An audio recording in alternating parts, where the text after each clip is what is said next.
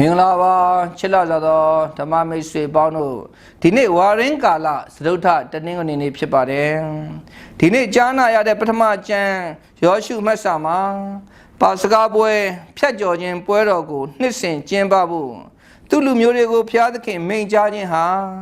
ဖျားရှင်သူတို့အတွက်ပြုလုပ်တဲ့ကောင်းမြတ်ခြင်းတွေကိုပြန်လည်ပြီးတော့မှအမှတ်ရစေဖို့ပဲဖြစ်ပါတယ်ကိုရောကသူတို့ကိုအီဂျစ်နိုင်ငံမှာကျွန်းခံပြီးတေယာချင်းကနေမျိုးမှလွတ်မြောက်စေခဲ့ပြီးတော့မှဂရီထားတော်မူရာအမိနိုင်ငံကိုသဲကနာရကိုဖျက်ပြီးတော့မှဘေးမသိရံမခါပဲခေါ်ယူခဲ့တယ်ဖျားရှင်ကသူ့ရဲ့သားသမီးတွေကိုတယောက်မကျန်သူတို့ရဲ့စစ်မှန်တဲ့အမိနိုင်ငံဖြစ်တဲ့ကောင်းငင်ဘုံမှာသူနဲ့အတူမကွဲမကွာရှိနိုင်ဖို့အတွက်အလိုရှိပါတယ်ယနေ့အသက်ပေးတဲ့ဧဝံဂေလိကျမ်းစာမှာသခင်ယေရှုကအရှိဆုံးသောဥပမာနဲ့ပါစကာဖြတ်ကျော်ခြင်းကိုဝိညာဉ်ရေးဆိုင်ရာတည်ခြင်းကနေပြီးတော့မှရှင်မြန်ခြင်းနဲ့အပြည့်ရဲ့ကျေးကျွန်ဘဝကနေလွတ်မြောက်ခြင်းတို့နဲ့ပုံဖော်ပါတယ်ကိုရောရဲ့ယေရှုမတိတတ်တဲ့သားနှစ်ယောက်နဲ့လက်ဖွာတဲ့ဖခင်အကြောင်းဆိုလိုတဲ့ဒီအဓိကအချက်ကဘာလဲနာခံသက်သူနဲ့မနာခံသက်သူသားများကိုနှိုင်းယှဉ်ပြခြင်းလားဒါမှမဟုတ်ပတ်စံဖြုံးတဲ့သားအတွက်ဖခင်ကပြုလုပ်ပေးတဲ့စားတောက်ပွဲနဲ့သားကြီးပေးတဲ့စားပွဲကိုနှိုင်းယှဉ်ပြခြင်းလားသားကြီးကအမှားပြုခဲ့တဲ့သူ့ညီအတွက်စားတောက်ပွဲပေါ်မကြေမနက်ဖြစ်မှုကိုဖခင်ဖြစ်သူရဲ့ပုံအောပြီးတော့မှပေးတဲ့ပါတီပွဲနဲ့နောင်နာရသူသားအပေါ်မှာထားတဲ့နှွေးထွေးမှုရဲ့စန့်ကျင်ကွဲပြားမှုတွေကိုကိုတော်ရှင်ဖော်ပြပါတယ်ကျွန်ုပ်တို့ရဲ့အသက်ရှင်နေ့စဉ်မှာမိမိကြိုက်နှစ်သက်ရာကိုလှုပ်ခွင့်ရှိပါတယ်လှုပ်လို့ရတယ်ဆိုရင်မိမိကိုမိမိအင်မတန်မှပျော်ရွှင်ကျေနပ်မိမှာတော့အမှန်ကန်ပဲဖြစ်ပါတယ်ဒါပေမဲ့မိမိကိုမိမိလှုပ်ချင်တာလှုပ်ခွင့်ရတဲ့အနေအထားမှာဖျားမပါသောလှုပ်ဆောင်မှုတွေဆိုရင်တော့အစာပိုင်းအချိန်တိုင်းတာတစ်ခုအထိတော့ပျော်ရွှင်ကောင်းပျော်ရွှင်ရပါလိမ့်မယ်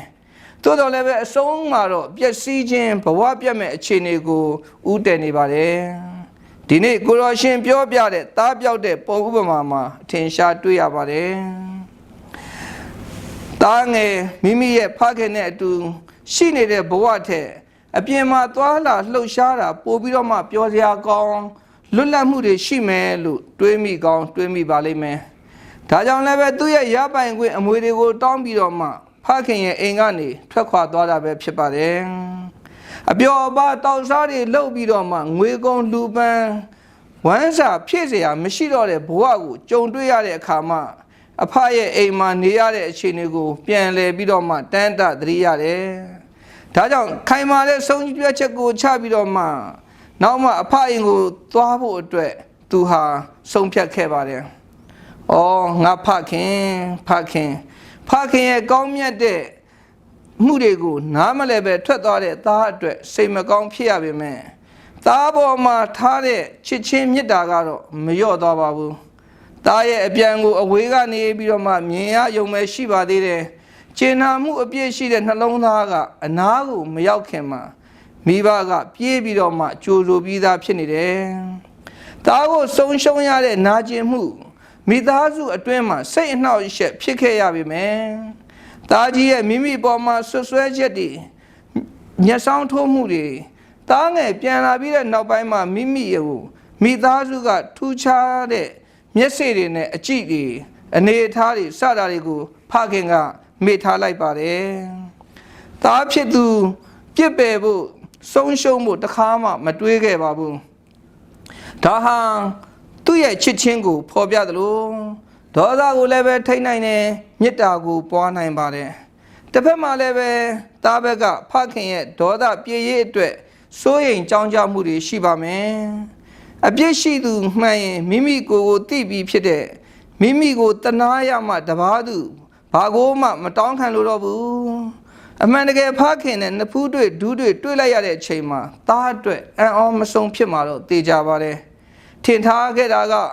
နားမဆန့်အောင်ကြားရမယ်စူပူကျိမ်းမောင်းတဲ့တွေစွန့်ပစ်မယ်ဆိုတဲ့ချင်းချောက်ဒေါသပေါက်ကွဲတဲ့တွေလက်တွေ့မှာတော့အကောင်းဆုံးဝိယုံနဲ့လက်စွပ်ဖနက်ကိုစင်မြန်းစေပြီးတော့မှစူဖြိုးတဲ့နွားငယ်ကိုတတ်ပြီးတော့မှစားတော့ပွဲကိုကျင်းပပြီးတယ်။သားရဲ့နောင်တဖ ဖခင်ရဲ့ခွင့်လွှတ်မှုကြီးမားပါတယ်သူတို့ရဲ့အကြမ်းမှာဒီအရေးအပေါင်းဆိုတာမရှိဘူးအဲ့တော့အသုံးပြုံးကြီးသူသားရဲ့အဖြစ်မဲ့တဲ့သူတယောက်အဖြစ်မထင်မှတ်ပါဘူးတိုးတော်လည်းပဲလိုက်လွဲစွာကြိုးဆိုပြီးတော့မှသားအဖြစ်ပြန်လဲပြီးတော့မှလက်ခံတယ်ဒါကြောင့်မလို့ကျွန်တော်တို့ဒီပုံဥပမာသခင်ယေရှုကဖခင်ရှင်ရဲ့ရုပ်လွှာကိုပြည်ပြင်းစွာဖော်ပြပေးပါတယ်ဒါမှမဟုတ်ကျွန်တော်တို့ရဲ့ဘဝတက်တာမှာအမှားကိုသိရင်အမှန်ပြင်ဖို့အတွက်မနှောင့်နှေးပါနဲ့ဒီနေ့ဒီအချိန်ဟာအကောင်းဆုံးပါပဲအချိန်မဆိုင်မဲအဖအစီပြန်ရအောင်ကိုရောရှင်ရဲ့ရင်ဝင်မှာဖခင်ရဲ့အရေးမှာခိုလုံရင်ငြိမ်းချမ်းတဲ့ဘဝတက်တာကိုပိုင်ဆိုင်ကြရအောင်